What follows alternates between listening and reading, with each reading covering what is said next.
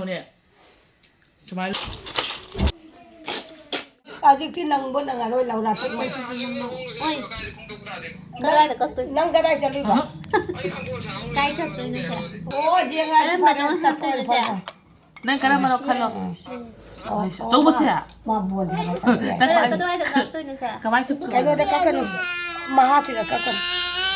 ꯀꯛꯎꯁꯦ ꯃꯇꯥꯡꯁꯦ ꯃꯔꯩꯁꯦ ꯁꯤꯒ ꯁ꯭ꯋꯥꯏꯗ ꯀꯛꯀꯗꯕ ꯃꯌꯥꯏꯗ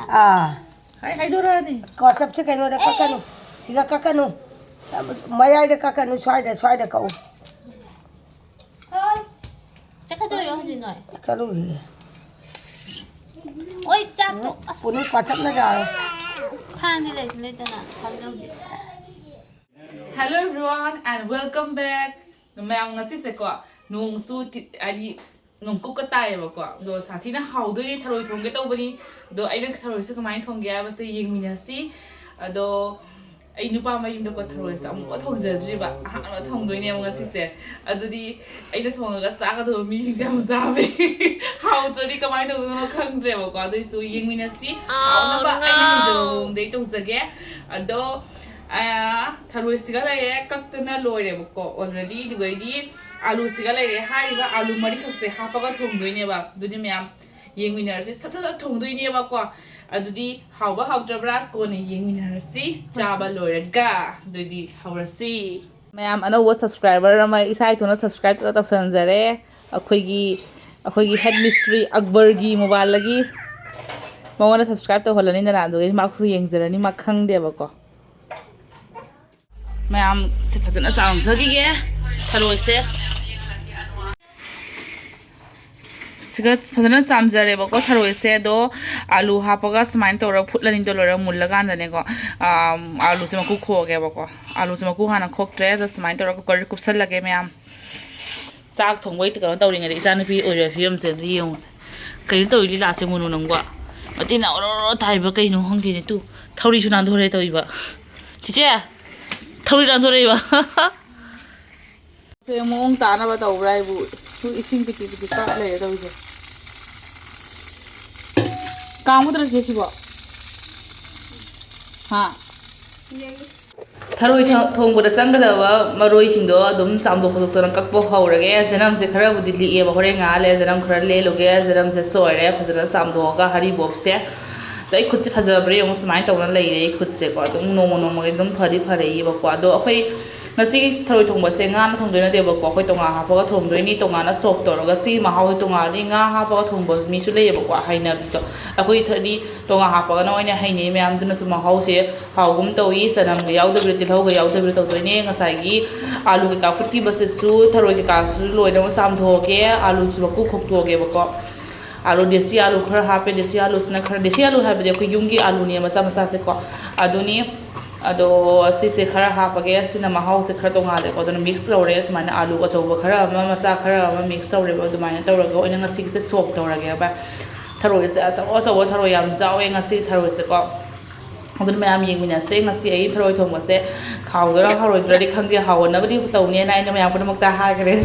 cha ni na mayam ngai ne su leire ai thongdo se khangde hawra hawtabra dudi mayam video se full oni yengmina se ko fazana alu se khokpa loraga mu adugi tharoi simu ko khanga sabasiga fazana ngauragi ko prak prak prak prak launa ko fazana ngaurage dabani ne ngasai heudreba awa fadi ko ngotang hekke mayam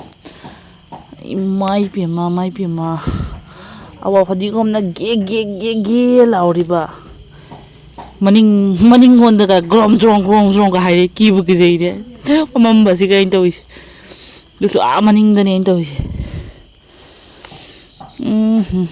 video buna mari dum thona phaida kai no khangde khangde power am tongana la I video buna mari mya iyera awa fadi kom se sikala na sigai su ge khara leire ge kang atani pari basingse kang atane asna kong sangbi ga lei he baba yarani na siode ꯖꯦꯅꯝꯗꯣ ꯈꯤꯇꯪ ꯂꯤꯛꯀꯗ꯭ꯔꯥ ꯍꯥꯏꯅ ꯑꯩꯅ ꯑꯩꯈꯣꯏ ꯆꯠꯂꯦ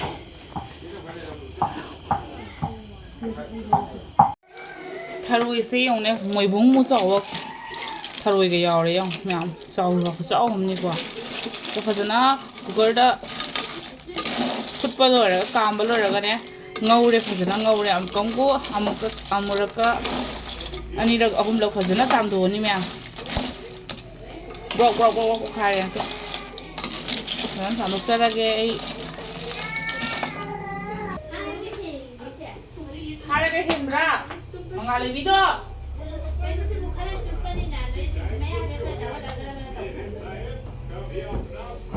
ꯂꯝꯍꯦꯜꯂꯤꯗꯣ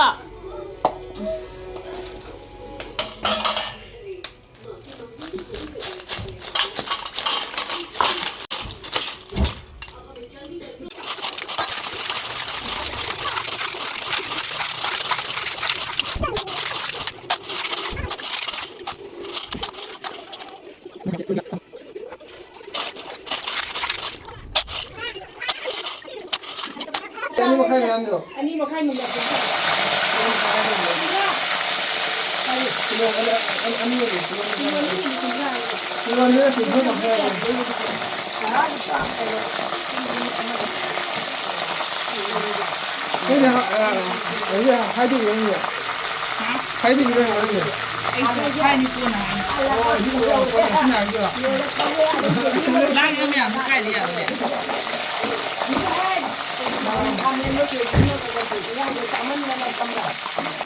ꯑꯩꯅ ꯃꯌꯥꯝ ꯆꯥꯏꯌꯦꯅ ꯂꯣꯏꯈ꯭ꯔꯦ ꯍꯥꯏꯗ꯭ꯔꯥ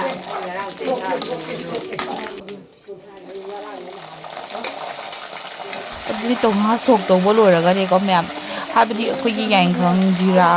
ꯃꯣꯔꯣꯛ ꯍꯥꯞꯄꯒ ꯑꯃꯨꯛ ꯁꯤ ꯃꯔꯣꯏ ꯃꯄꯥꯡꯁꯦ ꯍꯥꯞꯄꯒ ꯊꯔꯣꯏ ꯍꯥꯞꯄꯒ ꯑꯃꯨꯛ ꯉꯥꯏꯍꯥꯛ ꯉꯧꯔꯅꯤ ꯑꯥꯂꯨꯁꯦ ꯍꯥꯞꯄꯒꯀꯣ ꯑꯗꯨ ꯖꯁ ꯁꯤꯝꯄꯜꯅꯤ ꯃꯌꯥꯝ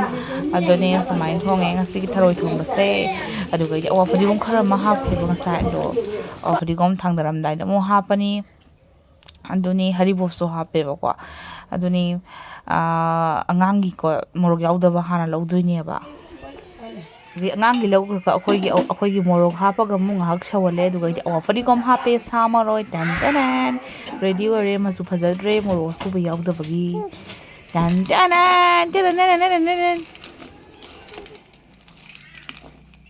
ꯐꯖꯅ ꯆꯨꯞꯄꯣ ꯐꯖꯅ ꯆꯨꯞꯄꯨꯅꯨ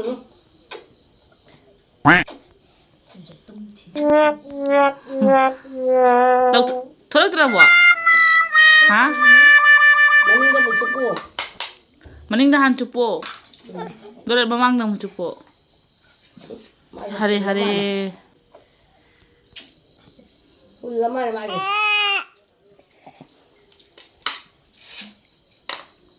ꯄꯨꯜꯂ ꯃꯥꯜꯂꯦ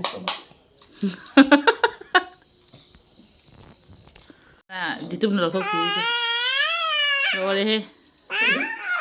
ꯖꯦꯇꯨꯝ ꯑꯗꯨꯒꯤ ꯄꯨꯔꯛꯏꯔꯣ ꯊꯔꯣꯏ ꯊꯣꯡꯕꯁꯦ ꯁꯤꯒ ꯂꯩꯔꯦ ꯐꯥꯏꯅꯦꯜ ꯂꯨꯛꯁꯦꯀꯣ ꯑꯁ ꯑꯩꯒꯤ ꯇꯦꯡꯀꯣꯠꯇ ꯍꯥꯞꯆꯤꯟꯖꯔꯦ ꯇꯦꯡꯀꯣꯠꯇ ꯍꯥꯞꯄꯤꯕꯀꯣ ꯑꯗꯣ ꯃꯆꯨ ꯐꯖꯗ꯭ꯔꯦ ꯀꯩꯒꯤꯅꯣ ꯍꯥꯏꯕꯗꯗꯤ ꯃꯌꯥꯝ ꯃꯣꯔꯣꯛ ꯑꯁꯨꯕꯗꯣ ꯃꯣꯔꯣꯛ ꯑꯁꯨꯕꯅ ꯍꯥꯞꯇ꯭ꯔꯦ ꯃꯣꯔꯣꯛ ꯑꯁꯨꯕꯗꯣ ꯂꯣꯏꯕꯩ ꯃꯇꯥꯡ ꯑꯣꯏꯔꯕ ꯑꯗꯨꯅꯅꯤ ꯑꯗꯨꯒ ꯁꯤꯒ ꯂꯩꯔꯦ ꯉꯥꯄ꯭ꯔꯨꯝ ꯊꯣꯡꯕ ꯑꯁꯤꯅ ꯆꯦꯇꯣꯟ ꯑꯣꯏꯅ ꯊꯣꯡꯉꯒ ꯄꯤꯔꯛꯄꯅꯦ ꯆꯥꯖꯔꯛꯑꯒꯦ ꯃꯌꯥꯝ ꯐꯖꯅ ꯃꯌꯥꯝ ꯊꯣꯡꯖꯔꯦ ꯃꯌꯥꯝ ꯄꯨꯝꯅꯃꯛ ꯆꯥꯕ ꯂꯣꯏꯅꯈ꯭ꯔꯦ ꯑꯩꯈꯣꯏ ꯆꯤꯆꯦ ꯍꯣꯏꯁꯨ ꯌꯥꯝ ꯍꯥꯎꯏ ꯍꯥꯏꯔꯦ ꯃꯃꯥ ꯍꯣꯏꯅꯁꯨ ꯍꯥꯎꯏ ꯍꯥꯏꯔꯦ ꯑꯩꯅ ꯊꯣꯡꯕ ꯊꯔꯣꯏꯁꯦ ꯑꯗꯣ ꯃꯆꯨꯗꯤ ꯐꯖꯗ꯭ꯔꯦꯕꯀꯣ ꯀꯩꯒꯤꯅꯣ ꯍꯥꯏꯕꯗꯗꯤ ꯃꯌꯥꯝ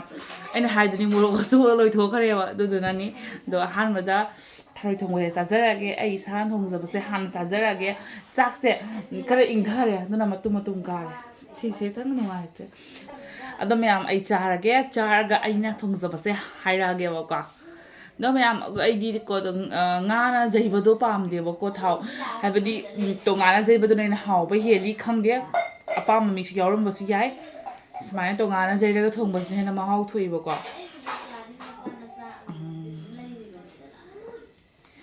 ꯖꯦꯔꯝ ꯊꯥꯛꯑꯒ ꯌꯩꯕꯁꯦ ꯁꯤꯅ ꯍꯦꯟꯅ ꯍꯥꯎꯔꯦꯕ ꯑꯩꯗꯤ ꯆꯅꯝ ꯀꯩꯀꯥ ꯊꯥꯛꯄꯗꯣ ꯑꯗꯨꯝ ꯆꯨꯞꯄꯩꯗꯤ ꯑꯗꯨꯝ ꯍꯥꯎꯕꯅꯦ ꯆꯥꯛꯀ ꯇꯣꯠꯂ ꯆꯥꯕꯗꯗꯤ ꯑꯣꯏꯅꯝꯗꯕꯅꯦꯕ ꯃꯌꯥꯝ ꯑꯗꯨꯅꯅꯤ ꯇꯣꯠꯆꯔꯒꯦ ꯑꯩꯅ ꯌꯥꯝ ꯋꯥꯅ ꯐꯖꯅ ꯆꯥꯝꯃꯒ ꯈꯣꯠꯂꯒ ꯊꯣꯡꯖꯕ ꯊꯔꯣꯏꯅꯤ ꯃꯌꯥꯝ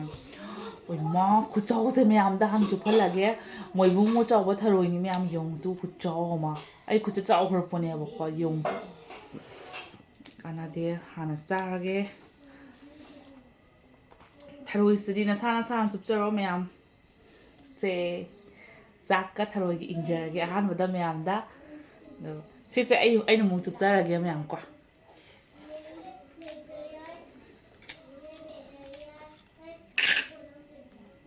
ꯃꯥ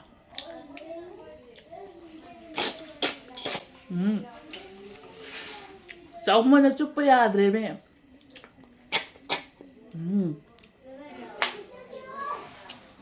ꯌꯦꯡꯉꯨꯅꯦ ꯈꯨꯠꯆꯥꯎꯁꯦ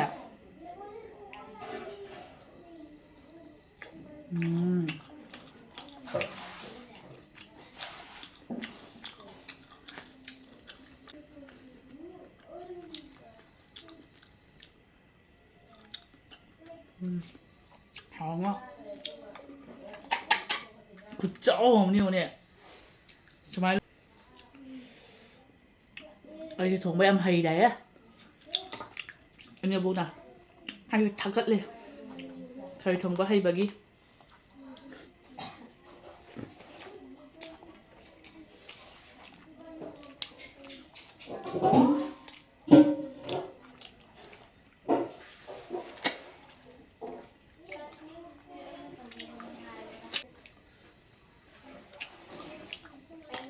không giá để hết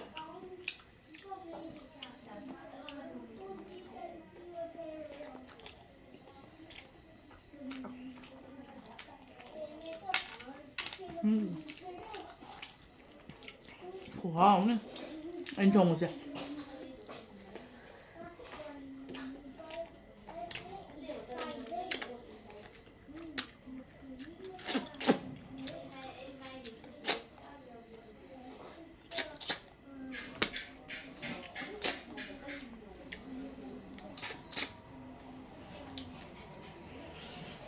hào vẫn ngon vậy 굳이 시들 말이야. 시다가 손에 좀 태어나고 하나만 이 몰롱가 이라 콜라가냐. 근데 아이나 굳이 시자드랍네. 매운 거 뿜으면 짜게. 허야. pregnant wedding ấy đi khơi lạc bên này họ chỉ bố cha phong được bên này ngã sĩ để cha ra nên em hào áo đây đi. Ngã 뿜 vào đây. Ngã 뿜 đi pista em út kẹt. Xem này, làm pí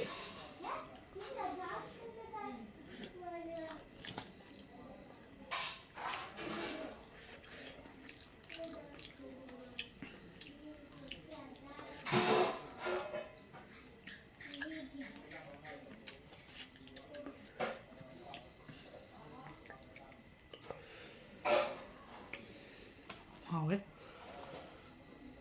Chỉ tôi nói ibay nó thùng mà nè, nó cũng thùng một sẻ.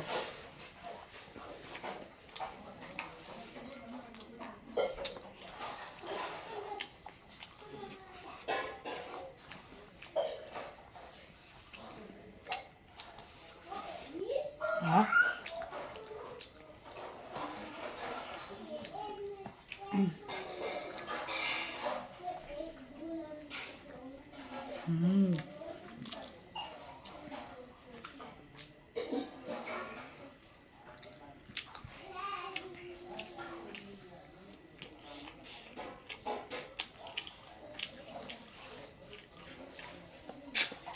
Chị tôi nói ibay nó thong mga prums ko yam sabi na hawre ay na su sahi kaya mutung na jarab ni ang mukhe na su hawre miyam yam fazana hawre maroi morok fazana nam miyam hawre ba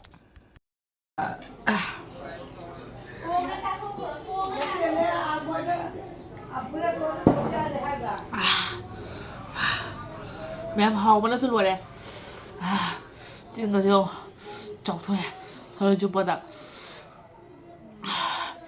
Mèo ngasi ko na di video sa matang karo sa jarage next vlog ta mo nuai vlog ta unara si mèo ngamo yam so hawre bye bye